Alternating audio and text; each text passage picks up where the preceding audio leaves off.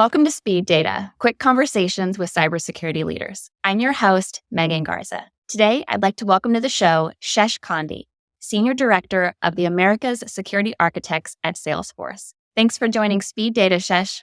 It's my pleasure. Thanks for having me, Megan. Shesh leads executive oversight of security roadmaps and vision, risk intelligence and management, and vulnerability insight and strategy, among other tasks. Distinguished in the realm of data security, trust, and generative AI, Shesh has a sterling track record of steering high-performing cross-functional teams towards security excellence and compliance mastery, with a focus on customer success and business transformation.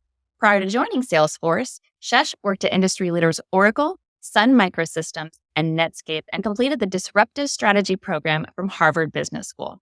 Shesh, you have a very impressive background. What made you want to pursue cybersecurity? Cybersecurity, it all started back in the early 2000s for me when I was working as part of the Netscape iPlanet Alliance and eventually which became Sun Microsystems. Those were the glory days of technology, if you will, right? So I've always been in this identity management domain, right? Authentication, access management. And that's kind of been the domain that I've always focused on at that time, right? But then, during those days, security was like, it's important. At the same time, most people didn't really know what it meant in the larger World Wide Web framework. This was the time e-commerce was still kind of, concept, right? There was not much of a, there was no Amazon.com at that point, right? We couldn't really go to United.com and buy airline tickets. It was still a concept. Hey, maybe we'll be able to buy stuff on the web. How do we protect this data? And man-in-the-middle attack was the talk of the town at that point. Oh my God, I'm going to be talking to somebody over the web. Who's going to monitor what's happening at these endpoints? And that's when I was working at Netscape, Tahir Gamal, one of my mentors and guys for the last 20 plus years or so, came up with this concept of SSL, the secure socket layer, which is still the most important invention, if you ask me, in the whole World Wide Web phenomenon.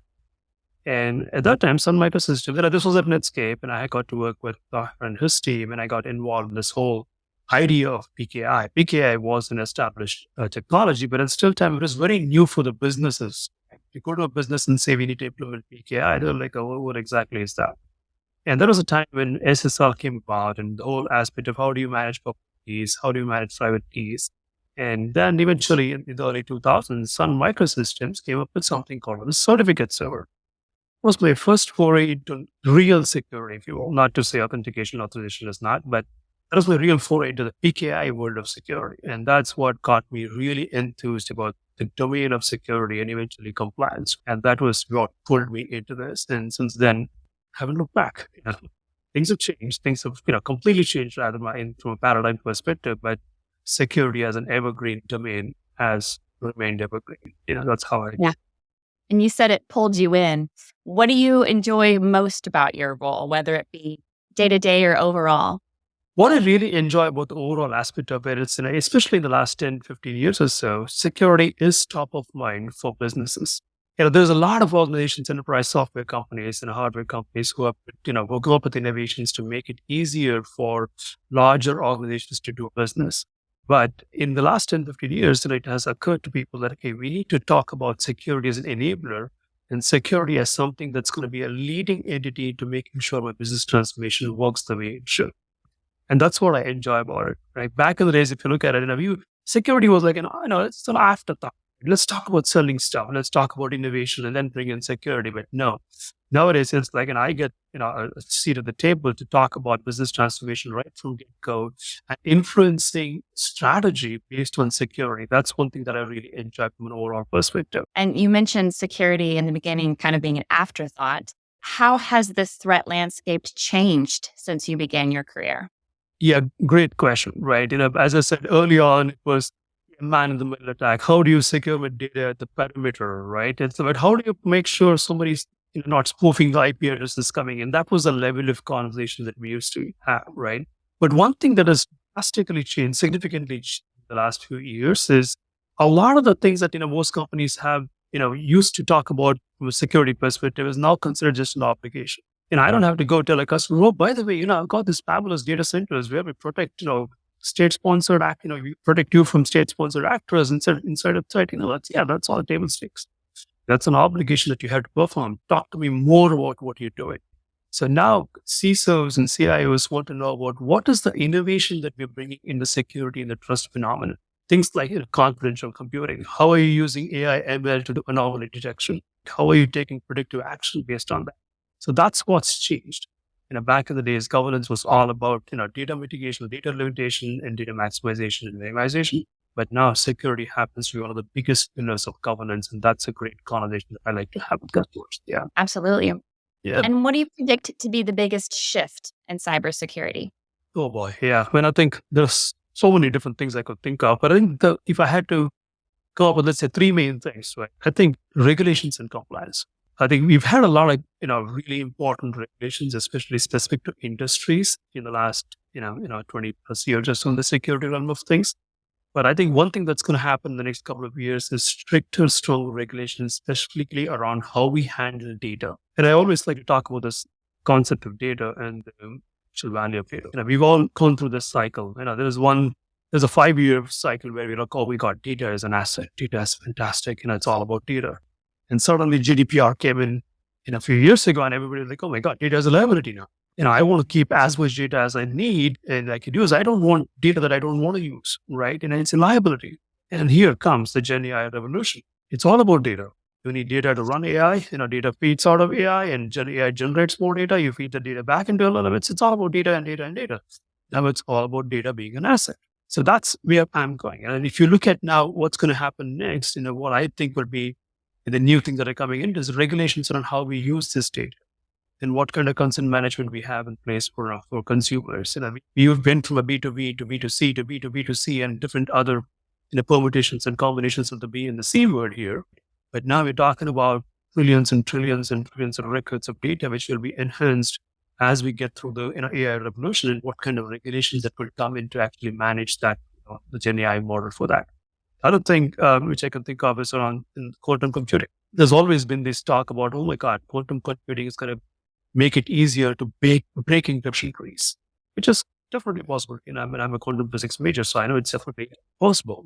But on the flip side, I think there are organizations and industries that are investing in figuring out how to the best use of quantum computing to make sure that doesn't happen. They're using quantum in a way to make sure that whatever security protocols and controls that are built in is enhanced by knowing what's happening with the data and actually taking controls on that. And obviously the third one is the AI ML piece. I have a feeling, and I'm a true believer in AI. And I think, there's two schools of thought. One thinking, oh, it's just another thing that's going to come and go, right? Like IoT. But I think the AI, machine learning, artificial intelligence is here to stay. I think, we as responsible humans have just to figure out as to what kind of controls we put in place and how we use that. At the same time, I think it is extremely powerful, extremely robust, and using the, that platform and that domain as a way to actually enhance security, compliance, and privacy, as a larger, in the larger sense of things, would be very, very relevant. And I think that's coming and that's going to happen. That's really interesting the way you describe it being cyclical in nature. I had never thought of that, but the way you explain it, that makes perfect sense. Yeah, I hear this from customers all the time, right? And when I meet with CISOs, which I do on a weekly basis, again, as I said, I've been here for 14 years in this company, at Salesforce. Initially, the conversations are all about, can you prove it to me that my data is going to be secure? Now, nobody cares about that. They take it for granted that, yeah, we have the best infrastructure, not just us, be it the Microsoft of the world or the Amazons of the world, right? We have built the infrastructure. Now we've nailed that piece. But now it's all about, I want visibility into what's happening with my data, right? If I'm putting data up on Salesforce Cloud or Amazon Cloud or Azure Cloud or wherever, I want to know what's happening with my data. I want to know, you as a service provider, what are you doing with my data? How are my own users using my data? Is my risk scoring perfect? Is my risk profile correct, right? And that's where everybody comes to, okay, I have all this information now about my data, but what is it being used for? Retail wants to have more and more of your data. Financial services wants to have more and more of your data because they could come up with a recommendation for what you could do with your money, maybe. And but HLS doesn't want too much of your data because they are much heavily covered from a health data perspective. So, yeah, it's a cycle. We're going to go through it as the domain evolves, as new technologies come in. It's a decision that organizations need to make. And Shesh, what do you think it takes to be a successful security leader? Great question. I was meeting with one of mentors a couple of weeks ago for lunch, and we were just having the same conversation. What makes a great security leader? One thing which is very important for people outside the security domain to know is folks within the domain of security, compliance, and privacy. When we meet up in CISO forums or risk association forums or whatever those forums could be, we never compete. We're always sharing information. We're always collaborating because it's a very unique thing about the security domain. Because we all know that, if I get hit with something, a malware, a ransomware, or whatever that could be, just a matter of time, somebody else is going to get hit. So we share things all the time. So I think one of the biggest things for a security leader, obviously, all of them, important things like, be technically, very sound on what's happening with the technology, of course, and think outside the box, right? And I tell all my guys, like, every single one of my guys in my team, I'm like, think like a hacker, right? If you see something, try and think how you can hack into it, right? That will open up avenues for you to understand how you can protect. That's how I would define, that's how I would want to be, at least, right? I'm trying my best to be that, but I would love to look for that in every security leader. Yeah. Yeah. And other than thinking like a hacker, what else do you look for when hiring team members? As I said, yeah, the hacker is one big thing. Second thing which I really look for is, are you an educator? One thing which is very important in this domain is being able to learn something and being able to explain that in a layman terms to somebody who doesn't get it. We always have this conversation like, how do you explain to your grandma not to share her password? It is hard. It was really, really hard. So when we assemble in a room, there's a room of people who are security focused people. We talk about all kinds of things from quantum computing to, confidential computing to whole, it's like, encryption at different levels. But when you have to relay that to somebody else who doesn't get the technical aspects of it and be able to understand the use case and then drive that behavior from them, that's very, very important. And I look for that in my people. And all of us as leaders, yes, we want to retain talent. And we want to make sure they work in our team, in our own team. But at the same time, helping them build an external profile, which will make sure they are recognized as a larger evangelist or a larger thought leader in the space is very, very important. And that's one of the things I do sell to my people, the folks that I'm trying to hire and bring into my team. I enjoyed speaking with you this morning, Shesh, and hearing your take on the changing and sometimes repeating security landscape. Thank you for joining me on Speed Data. Thank you so much, Megan. Again, thanks for having me. This was great. And I look forward to working with you again.